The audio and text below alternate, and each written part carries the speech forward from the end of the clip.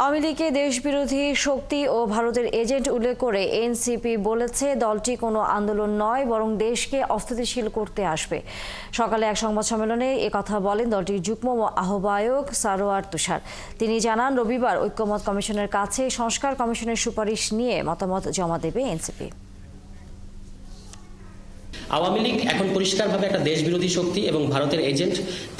তারা যদি আন্দোলনে নামে, সেটাকে আমরা আন্দোলন বলবো না, তারা একটা দেশকে অস্থিতিশীল করার জন্য নামবে। তখন সেই ক্ষেত্রে পুলিশ প্রপোর্শনের যে বল প্রয়োগের যে অধিকার পুলিশে আছে, সেটা সবসময় থাকবে। কিন্তু ওই শহীদের মায়ের কথাটা খুব পরিষ্কার, এটা আমি আশা করি যে বোঝা যাচ্ছে যে কোনো লেজিটিমেট আন্দোলনে নামলে পুলিশ কখনো গুলি করতে পারবে না।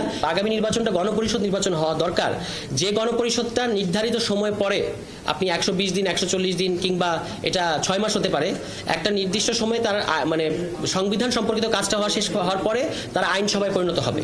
এটাকেই আমরা বলছি যে গণপরিষদ কাম পার্লামেন্ট।